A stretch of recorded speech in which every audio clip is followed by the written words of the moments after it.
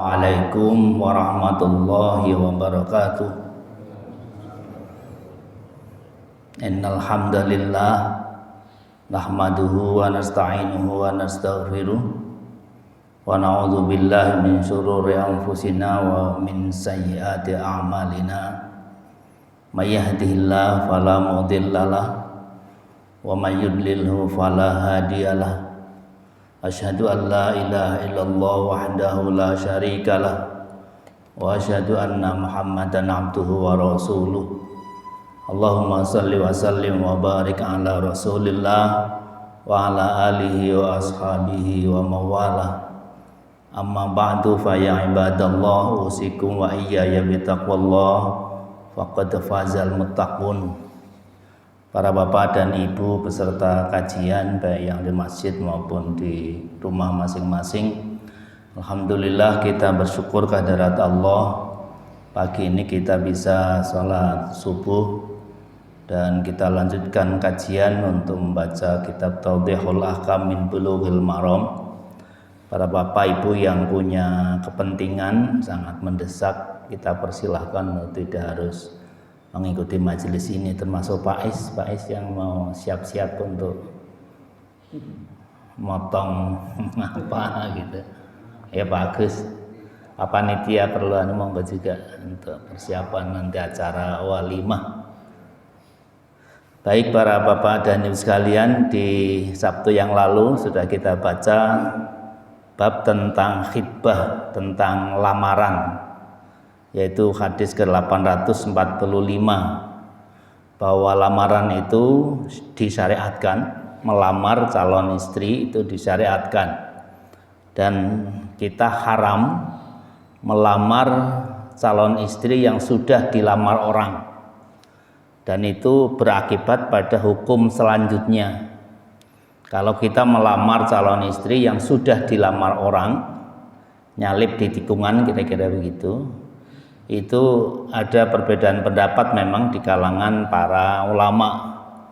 Kalau lamarannya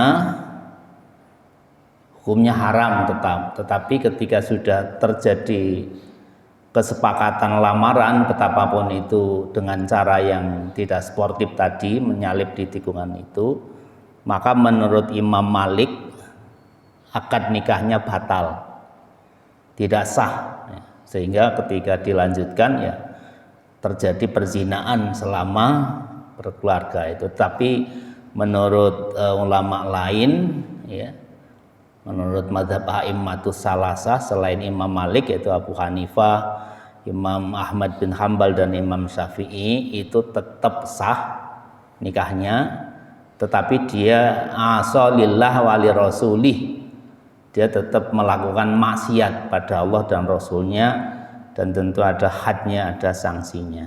Itu tentang melamar orang lain yang sudah dilamar sebelumnya. Dan ini tentu menjadi peringatan tidak hanya bagi yang dilamar, tapi juga bagi walinya yang dilamar, ya.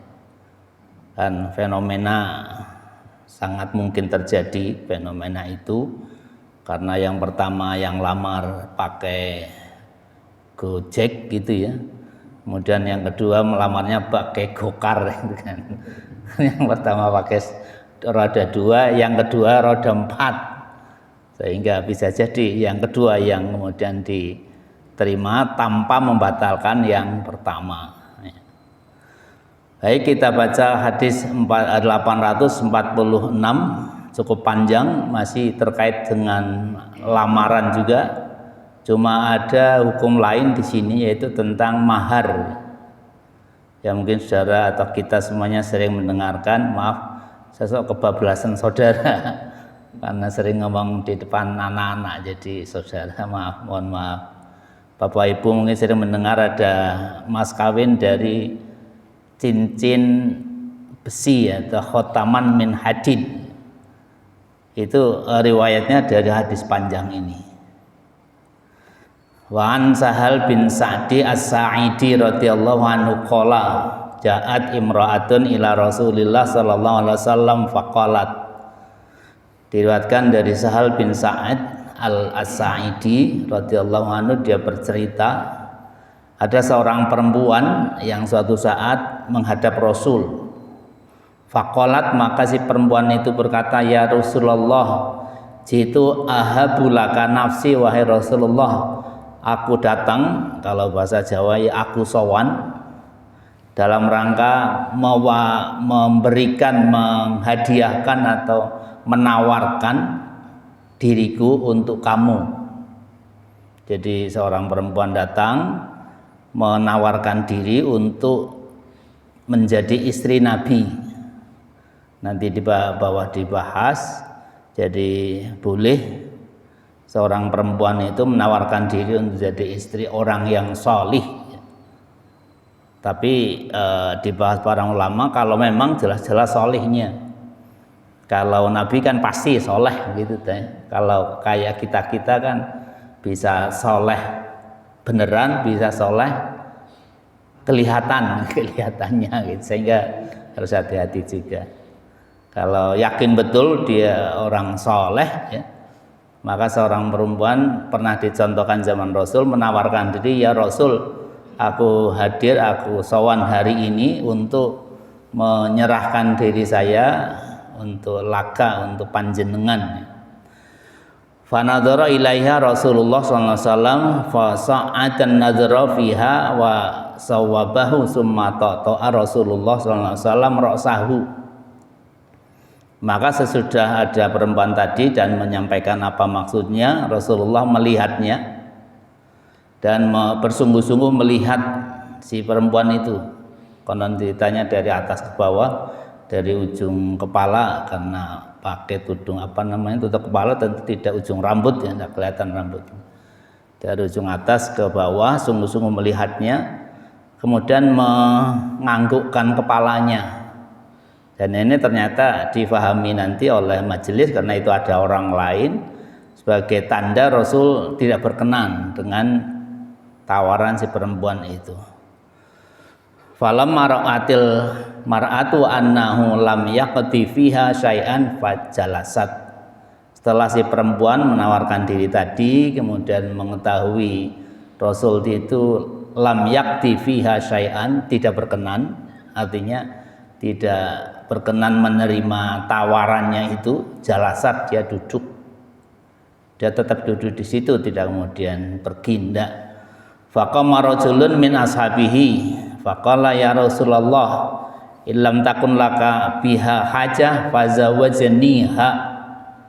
Kemudian ada seorang sahabat yang ada di situ dari para sahabat Rasulullah itu matur pada Rasulullah, berkata pada Rasulullah, illam takun laka biha hajah, kalau Rasulullah tidak berkenan, fazawajniha, mohon atau tolong nikahkan dia dengan aku.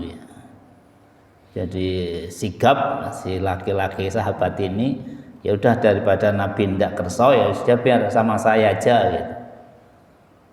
Cuma ya tidak diceritakan dia diminta si laki-laki ini, sahabat ini, apakah untuk jadi istri pertama apa istri berapa, tidak diceritakan sih, tapi dia langsung memintanya. Kalau Rasulullah bertanya, "Fahal indaka min syai'in?" Kamu punya apa? Kata Rasul, tanya pada si laki-laki, kamu punya sesuatu ndak? Maksudnya nanti adalah sebagai mahar. Faqala la wallahi ya Rasulullah, maka si laki-laki itu berkata, demi Allah saya tidak punya apa-apa ya Rasulullah. Faqala, maka Rasulullah berkata, idhab ila ahlika fanzur hal tajidu syai'a.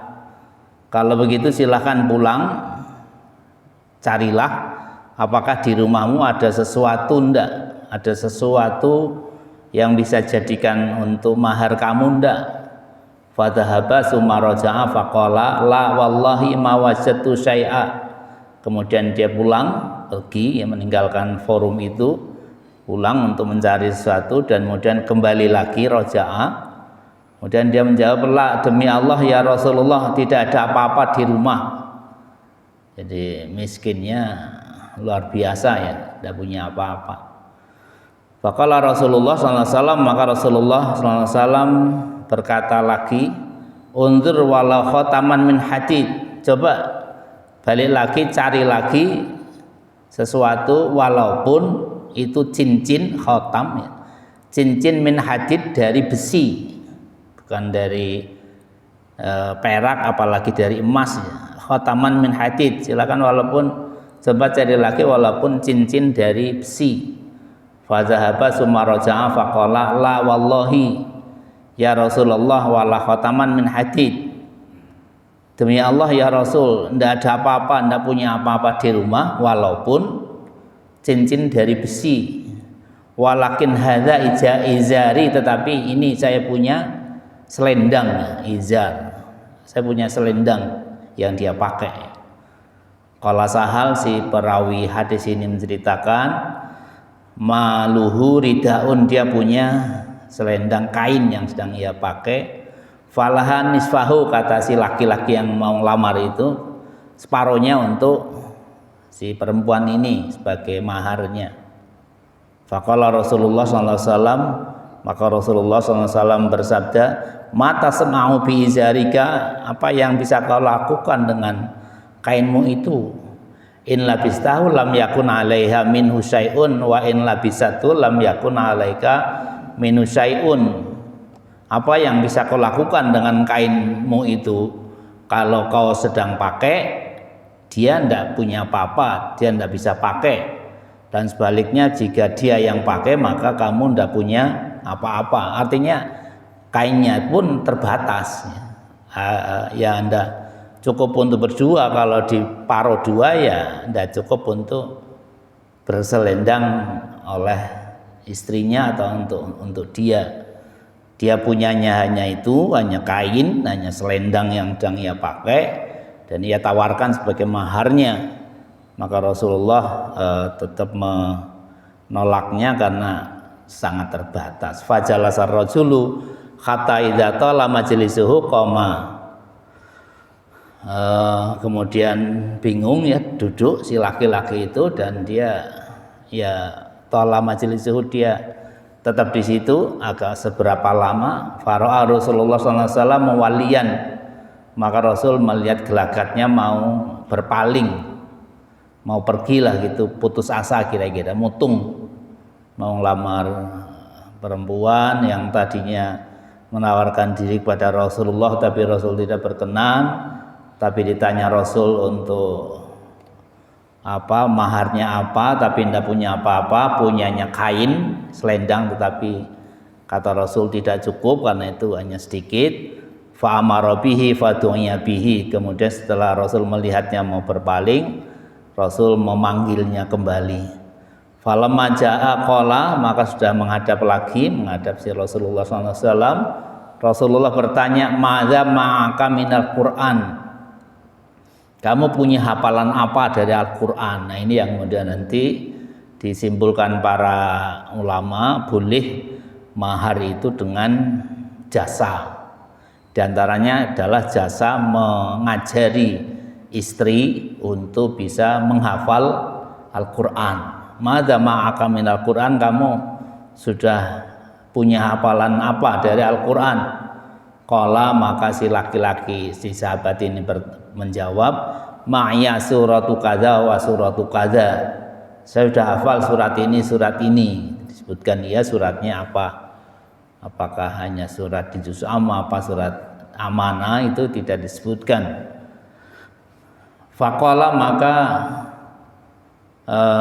Rasulullah bersabda, taqra'uhunna an zahri qalbika, apakah kamu betul-betul hafal? Kamu bisa membacanya dengan hafal, dengan sepenuh hafalanmu? Qala na'am, ya Rasul, saya hafal betul apa yang saya kuasai itu. Qala idhab faqad malaktakaha bima ma'aka minal Qur'an. Kalau begitu silahkan kau lamar calon istrimu itu, dan sekarang kau memilikinya dengan hafalan Al-Qur'an. Muttafaqun alaih wa lafdzu li Muslim, dan lafaz ini lafaz Imam Muslim. Dari riwayat lain disebutkan intolik faqad zawwajtukuma fa'allimha minal Qur'an. Pergilah, aku sudah menikahkan kamu dengan si perempuan ini dengan mahar yang masih kehutang, yaitu kau ajari dia membaca Al-Qur'an. Sedangkan menurut riwayat Imam Bukhari, amlaknakaha bima ma'aka minal Qur'an. Aku milikkan dia untukmu dengan kemampuanmu menghafal Al-Qur'an. Wali Abi Dawud an Abi Hurairah ma tahfidhu qala suratul Baqarah wallati taliha. Menurut riwayat Abu Dawud, yang dihafal si sahabat ini adalah surat Al-Baqarah dan surat berikutnya yaitu Ali Imran. Qala kum fa'allimha 20 ayah. Maka Rasul merintahkan, kalau begitu ambillah, ajarilah dia 20 ayah, 20 ayat dari surat Al-Baqarah itu. Para bapak yang saya hormati, para ibu yang saya hormati, ini hadis panjang, satu halaman sendiri tentang lamaran, kemudian tentang mahar, ya, mas kawin. Bahwa menurut cerita hadis ini ada seorang perempuan yang menawarkan dirinya untuk dinikahi Rasulullah, tetapi Rasulullah saat itu tidak berkenan. Kita tidak menemukan riwayat apa alasannya, tapi ketika si perempuan itu menawarkan diri, Rasul sempat nadhoroha, melihat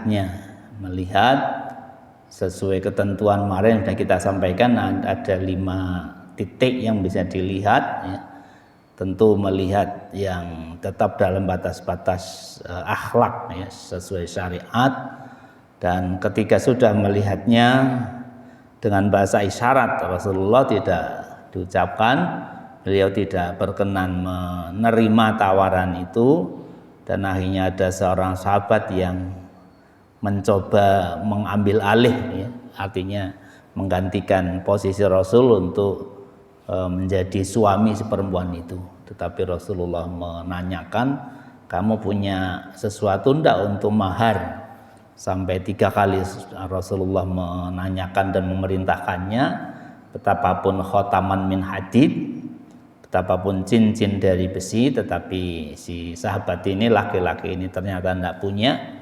Dan akhirnya terakhir yang dimiliki adalah kemampuan menghafal Al-Quran, dan kemampuan itu yang akan menjadi mahar nantinya, jasa mengajari istrinya untuk bisa menghafal Al-Quran. Di riwayat Abu Dawud terakhir tadi kita pahami, yang dia pergunakan sebagai mahar adalah jasa dia mengajari istrinya 20 ayat dari yang dia hafal. Baik, berapa pengertian yang bisa difahami dari hadis ini. Pertama, jawazu aradil mar'ah nafsaha ala rajulin min ahli shalah wal khair li ziwajihi biha. Bolehnya seorang perempuan menawarkan dirinya kepada seorang yang ahli kebaikan, ahli sholahi, yang ia yakin betul dia baik, wal khairi, dan ahli kebaikan, ahli kesolah itu ya ahli kebijakan, ahli yang sesuatu yang memberikan kemaslahatan, ya, al khair, sesuatu yang baik, lizuaji, untuk menjadi istrinya. Dan ini tentu sebagai juga dalil betapa Islam itu mengangkat derajat perempuan, tidak hanya menjadi objek, tapi sesungguhnya bisa dia punya inisiatif untuk melamar calon suaminya, ya. Jadi betapapun kalau di adat Jawa itu tabu. Nah, kalau untuk menengah itu, maka ketika seorang punya anak atau ada anak perempuan atau punya teman perempuan yang semestinya sudah sepantasnya punya suami, juga sesuai tuntunan serta contoh Rasulullah, boleh dia dicarikan untuk memperoleh suaminya. Ya. Ini yang pernah kami sampaikan. Saya kira memang penting ada sebuah institusi, lembaga atau wadah untuk bagaimana membantu al-ayama minkum, ya, para anak-anak perempuan yang memang butuh dicarikan, tetapi dia tentu tidak merasa patut untuk mencari secara agresif sendiri, sehingga tidak sampai kemudian dia sesungguhnya kepengen segera nikah tapi tidak memperoleh apa yang ia inginkan, termasuk para armalah, ya, Pak Sis, para janda. Sehingga kalau para bapak sering buka di media sosial, banyak janda di Palestina ditawar-tawarkan itu, mbok ada yang minat, Mas Syahid, Pak Syahid atau siapa yang lain, itu boleh ya menawarkan seperti itu. Ya tentu tidak hanya si jandanya tapi anak-anaknya, ya. Janda dan anak-anak. Kemudian banyak komentar, ya kalau jandanya sih tidak masalah, tapi anak-anaknya itu. Tapi ya justru yang lebih utama itu bagaimana anak-anaknya kan butuh pendidik, butuh orang tua, itu yang lebih penting. Yang kedua, jawazun nadhri rajuli ilal mar'ati li iradatil hidbah wa illam yahtub bal qad istahbahu ba'duhum huna qabla ayyuqaddima 'alal hidbah. Jadi bolehnya seorang laki-laki melihat calon istrinya dalam rangka hidbah. Kemarin sudah kita jelaskan, bolehnya nazar pada calon istrinya, tapi tadi pada batas-batas yang sesuai akhlak, sesuai syariah. Wilayatul imam 'alal mar'ah allati la waliya laha idza adinat wa rahibat fi ziwaj. Ini awal atau dalil bolehnya wali hakim. Ceritanya ini si perempuan yang menawarkan itu sudah tidak punya siapa-siapa, sehingga dia melamarkan sendiri, dan kemudian yang nanti menikahkan adalah ulil amri, hakim. Sehingga ketika ada seorang perempuan yang sudah tidak punya siapa-siapa, yang menikahkannya adalah hakim ini, penguasa. Begitu juga terkait ini, khidbah ini. Ketika dia masih punya wali, ya tentu yang lebih elegan ya walinya yang mencarikan calon suami, ya. Tapi kalau sudah tidak punya siapa-siapa, ya boleh kemudian dia menawarkan dirinya itu. Annahu la budda minas sadaq fi nikah, harusnya ada mahar dalam pernikahan. Wa nau yasihu ayyakuna syai'an yasiran jiddan, dan boleh mahar itu, mas kawin itu sesuatu yang sangat sederhana.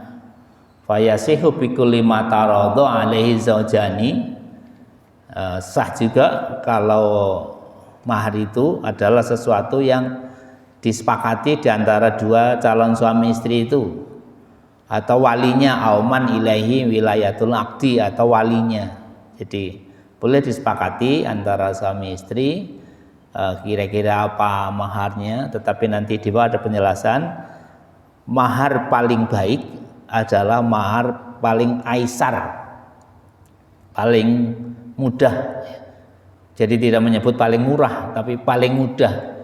Artinya mudah untuk diadakan sesuai kemampuan. Kalau misalnya si laki-laki mampunya hanya berapa, ya itulah yang dibebankan sebagai maharnya, jangan terlalu mahal. Tetapi kalau si laki-laki ya miliarder gitu, kemudian terlalu murah, ya kebangetan si calon laki-lakinya tidak menghargai si calon istrinya. Jadi aisar itu ya paling memungkinkan untuk dicukupi mahar itu. Nah, mahar itu adalah sesuatu yang lahu qimah. Ajma'al ulama ala annahu la yasihu ayakuna mimma la qimata lahu. Jadi para ulama sepakat mahar itu tidak boleh sesuatu yang la qimata lahu, tidak ada harganya. Jadi tetap bisa dihargakan walau khotaman min hadid, walaupun cincin dari besi itu. Termasuk jasa tadi, itu adalah sesuatu yang bisa dihargakan ya. Mengajar Al-Quran sampai 20 ayat atau mengajarinya ilmu apa lainnya gitu, sehingga itu bisa dihargakan. Anau yustahabu tasmiyata sodak fil akdi, disunahkan menyebut mahar ketika akdun nikah, tapi itu hanya istihab ya, artinya hanya sunnah, boleh tidak. Nah, apa kepentingannya kalau tidak menyebut? Bisa jadi misalnya karena dia sendiri belum punya gambaran nanti mau membayar mahar apa misalnya, boleh kemudian tanpa menyebut mahar. Angkah tuka wa zawajtuka binti Fatimah ya, bila tanpa menyebut mahar ya, bila menyebut itu, bila tasmiyatis sodak misalnya, bila tasmiyatil mahri misalnya, tanpa menyebut mahar, tetapi adanya mahar itu wajib. Nah, ketika kemudian sampai pada saatnya itu kok belum bisa menentukan, nanti akan terjadi hukum yang namanya mahar misil. Mahar misil adalah mas kawin atau mahar sesuai dengan saudara perempuan atau keluarga dari si perempuan itu berapa sebelumnya dia memperoleh mahar. Misalnya dia kakak beradik, kakaknya sudah, adiknya dinikahi laki-laki, waktu itu belum menyebut maharnya, maka kemudian mahar adiknya itu disamakan dengan mahar kakaknya sebelumnya yang sudah nikah. Kalau 1 juta ya tentunya harus 1 juta dan sebagainya. Dan itu menjadi persyaratan nanti sahnya akdun nikah.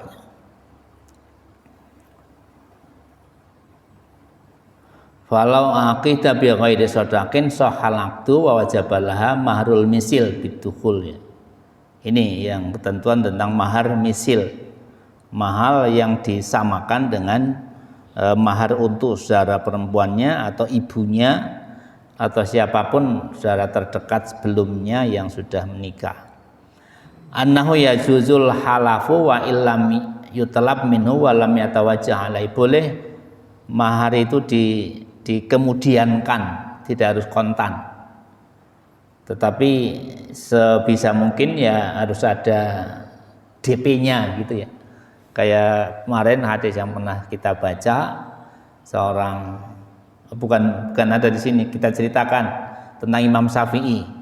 Ada seorang teman Imam Syafi'i yang menikah, maharnya 30 dirham, kemudian dia baru bisa bayar 6 dirham, yang 24 baru dibayar kemudian sebagai hutang, dan itu dibayari Imam Syafi'i ya. Jadi boleh diutang, tapi harus ada semacam uang mukanya sebelum sah akad nikahnya. Artinya akad nikah sah, tapi kemudian sebelum berkumpul ya antara suami istri harus ada semacam pembayaran awal gitu.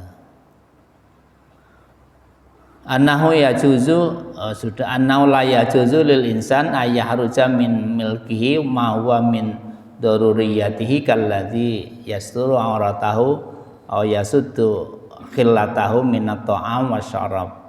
Tidak boleh mahar itu dari yang ia miliki, tetapi kemudian membuat ada hal yang dia langgar, seperti yang tadi dicerita tadi. Jadi dia punya satu kain, dia ingin separuhnya untuk mahar, yang akibatnya karena diambil separuh dari kainnya, dia membuka auratnya.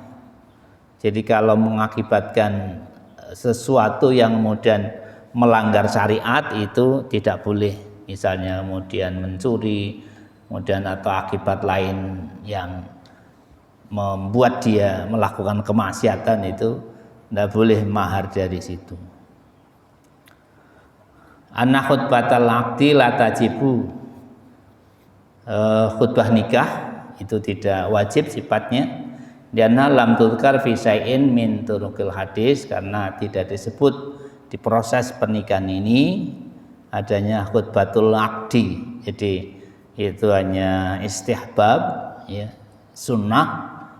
Tetapi umpama suatu pernikahan tidak ada khutbah juga boleh-boleh saja. Anna nikaha yanaqitu bilafzi tamlik, kemarin sudah kita sampaikan bahwa kalimat menikahkan itu tidak harus kalimat aku nikahkan kamu, aku jodohkan kamu, tapi bisa juga aku milikkan anakku untuk kamu juga boleh ya. Sejauh kalimat-kalimat itu berarti penyerahan seorang wali kepada calon suami dari anak yang dia waleni ya, atau adik yang ia waleni, atau orang yang dia menjadi wali kepadanya.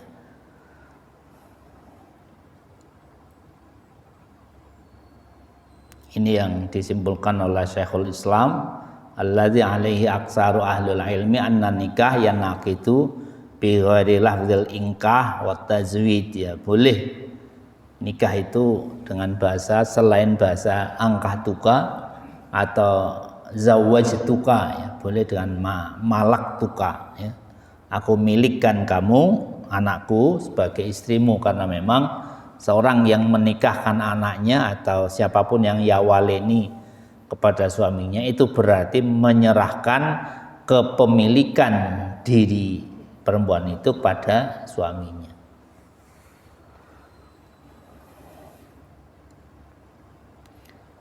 Yang ke-12 fihi jawazu zaujil mu'sir al-mu'tim idza radiyatil mar'atu bi asratihi wa adamihi. Bolehnya seorang yang masih kesulitan al-mu'sir, al-mu'tim yang tidak punya apa-apa sama sekali untuk segera menikah apabila memang seperempuan ridho ya, mau gitu.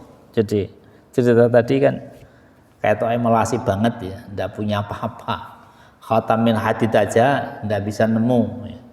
Mungkin para bapak ibu membayangkannya sulit karena sekarang yang namanya apalagi khotam ya, wong baju di rumah ya sampai berlebih-lebih gitu misalnya. Tapi ibu dan bapak jangan bayangkan, bandingkan sekarang. Zaman Rasulullah itu ya, Rasul sendiri padahal dia presidennya umat saat itu pakaiannya banyak yang tambalan. Umar sendiri punya baju yang tambalannya tidak kurang dari 11 tambalan. Pada waktu itu sudah menjadi Amirul Mukminin ya misalnya. Jadi tidak usah dibayangkan dengan sekarang, situasinya waktu itu beda dengan sekarang. Nah, orang yang mu'sir, yang masih rekoso sekali, al-mu'tim yang tidak punya apa-apa, itu ya tetap boleh untuk menikah kalau memang si perempuannya radiyat ya, ridho, mau bi asratihi wa adamihi, dengan kondisi dia yang masih rekoso dan masih tidak punya apa-apa itu. Fihi annahu yustahabu liman talaba minhu hajah alla yusari'u fi raddi talibiha bal yaskutu la'ala sa'il yafamu hadza min sukutihi. Jadi disunahkannya memberikan jawaban ketika seorang meminta sesuatu itu dengan bahasa isyarat ya. Jangan terlalu vulgar dan jangan cepat-cepat menjawabnya kayak yang dilakukan Rasulullah. Jadi ketika dia tidak berkenan menerima tawaran si perempuan ini, dia dengan to'a tadi. Jadi gerakan tubuh yang para atau orang-orang sekitarnya memahami maksudnya. Dan orang Jawa sungguhnya punya banyak bahasa-bahasa kinayah yang seperti itu ya, bahasa-bahasa lesan tetapi tidak terlalu vulgar. Maaf, anak saya masih kuliah ya. Tapi dasar laki-lakinya ngotot ya sudah tak tunggu sampai selesai kuliahnya ya. Padahal maksudnya menolak gitu. Maaf, anak saya belum bisa masak, ya udah nanti tak ajari, maksudnya bukan itu gitu. Dan maksudnya adalah untuk tidak menerima. Tapi karena dasar laki-laki kadang berenggunung ya nekat, itu malah bahasa kinayahnya tidak dia fahami. Fi annahu yajuzul hitbah idza zanna al-khatib asani bil qarina anna lam yahsul ittifaqu mal khatibul awal. Boleh melamar perempuan yang diyakini pelamar sebelumnya itu tidak cocok ya, artinya tidak ada kesepakatan. Betapapun mungkin tadi bahasanya tidak bahasa secara jelas. Jawazu hibatil mar'ah nafsaha lin Nabi sallallahu alaihi wasallam ayya khosah lahu.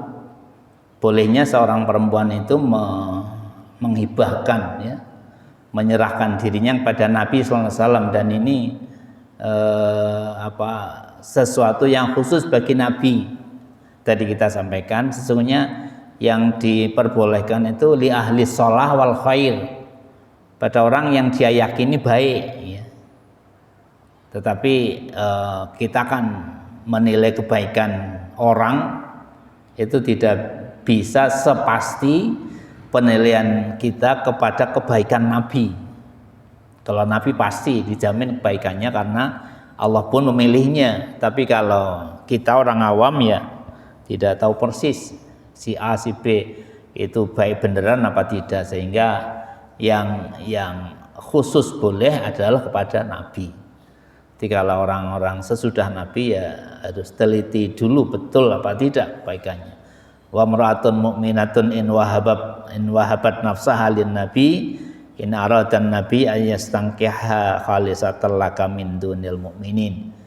Ini ayat Al-Qur'an bahwa seorang perempuan mukminah ketika ia memberikan dirinya pada Nabi, kalau memang Nabi berkenan maka boleh Nabi untuk menikahinya. Annahu la yatimul aqdu ba'dal ijab illa bil qubul zalika.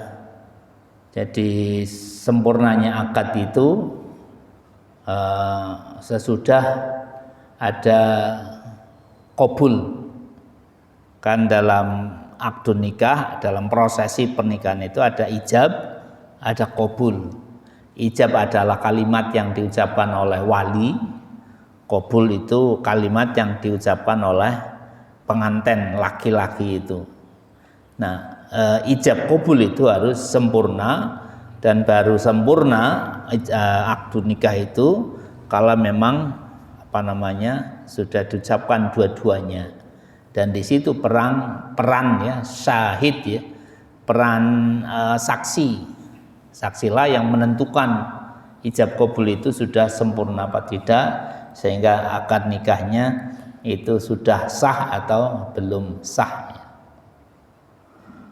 Fi husnu khitabi hadzal khatib wa jamilu talabi fa innahu ala khitbatihi wa rubatihi fiha ala adami raubatin nikah ala raubatin Nabi sallallahu alaihi wasallam fil mar'ah. Jadi di hadis ini ada kebaikan cerita seorang yang melamar dan kebaikan permintaannya sesudah Nabi tidak berkenan menerima itu.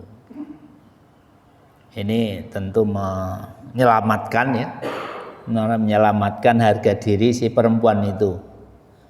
Seperti juga pernah Rasulullah melakukan itu ketika Abu Bakar ditawari untuk menikahi anaknya Umar ya. Umar pernah suatu saat menawarkan anaknya biar dinikahi Abu Bakar, tapi Abu Bakar tidak berkenan. Waktu itu ada Rasulullah yang akhirnya dalam rangka menyelamatkan harga diri Umar, kemudian Rasulullah yang mengambilnya sebagai istri Rasulullah SAW. Kalau tidak kan bisa terjadi clash ya, bisa terjadi kesalahpahaman antara Umar dan Abu Bakar, padahal beliau adalah sahabat andalan Rasulullah SAW. Nah ini juga si laki-laki ini juga suatu sikap yang sangat gentle dan sangat terhormat dalam rangka menjaga kehormatan si perempuan yang tadi wahaba nafsaha ilan Nabi, menawarkan dirinya untuk jadi istri Nabi. Fihi jawazul lubsi khatimin minal hadid lil hajah. Jadi di hadis ini juga menjadi dalil bolehnya cincin dari besi sebagai mahar jika memang dibutuhkan ya, jika memang darurat sekali. Karena aslinya khatam min hadid itu dimakruhkan untuk untuk dipergunakan, karena itu dalam sunnah-sunnah disebutkan khulliyatun ahlin nar. Khatam min hadid itu perhiasannya para penduduk neraka, tetapi dalam kondisi yang darurat sebagai simbol untuk bolehnya mahar atau bolehnya pernikahan, karena harusnya ada mahar, maka azalat karahiyatuhu lil hajah, itu boleh memakainya itu karena untuk kepentingan mahar itu. Yang terakhir ke-19, syafaqatun Nabi SAW bi ummatihi fa innahu lama ra'a adamu hadzal rasuli wa faqrihi wa hajatihi ila zawjahu bima lam tajaril adah ittikhadhu iwadan wa ujratan. Betapa bijaksana Rasulullah SAW pada umatnya setelah melihat sahabatnya itu tidak punya apa-apa, maka kemudian diberikan solusi alternatif dengan mahar berbentuk jasa mengajari istrinya membaca Al-Quran ya, 20 ayat tadi menurut riwayat Abu Dawud. Sehingga kalau sekarang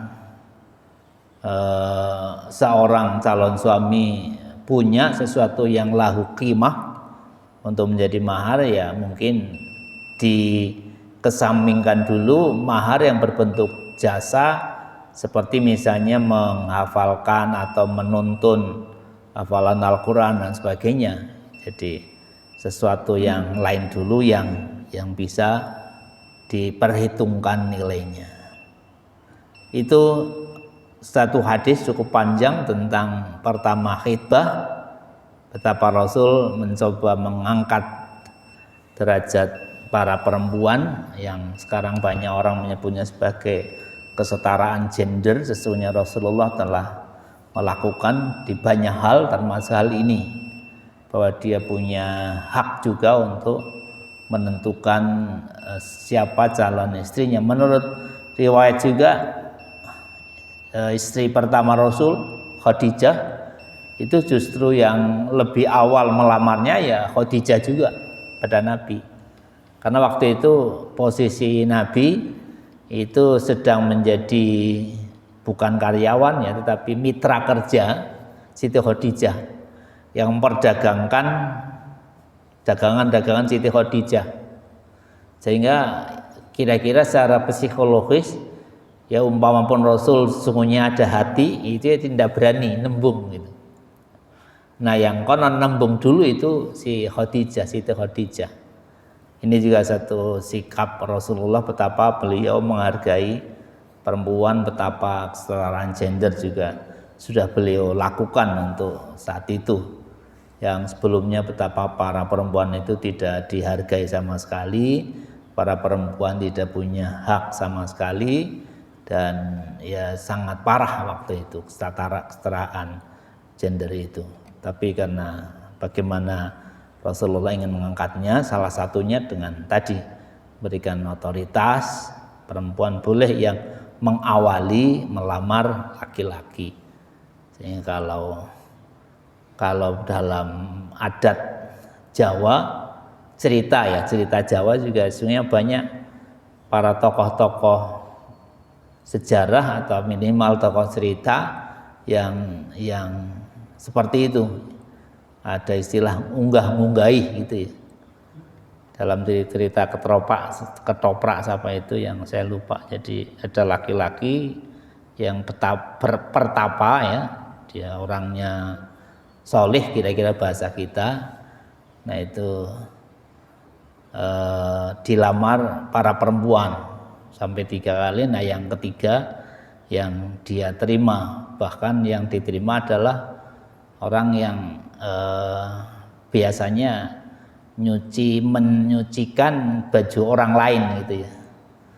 Apa menak jingga apa apa bagus itu yang dalam cerita ketoprak itu. Jadi ada cerita-cerita kan? Ande-ande lumut ya, cerita-cerita ande-ande lumut. Itu juga sesungguhnya punya nilai filsafat tinggi ya, bahwa ya, orang yang soleh itu punya nilai yang sangat utama, dia yang justru nanti dicari oleh para perempuan. Saya kira itu satu hadis saja yang kita baca hari ini tentang melamar, bolehnya perempuan mengawali atau harusnya difasilitasi, apalagi kalau rasio jumlah perempuan dan laki-laki sekarang sudah begitu jomplang ya, katanya 1 banding berapa, sehingga perlu ada institusi yang memfasilitasi, menjembatani para al-ayama, para perempuan-perempuan yang butuh jodoh tetapi belum juga dapat ya. Yang kedua tentang khotam min hadid, boleh kita maharnya pakai khotam min hadid kalau memang tidak punya sama sekali. Yang ketiga boleh juga mahar itu dengan jasa. Yang contohkan di hadis ini adalah jasa mengajari istrinya untuk membaca, menghafal Al-Quran. Saya kira itu yang kita sampaikan, semoga manfaat. Kita akhiri dengan doa kafaratul majelis. Bismillahirrahmanirrahim. Subhanakallahumma wa bihamdika asyhadu an la ilaha illa anta astaghfiruka wa atubu ilaik. Assalamualaikum warahmatullahi wabarakatuh.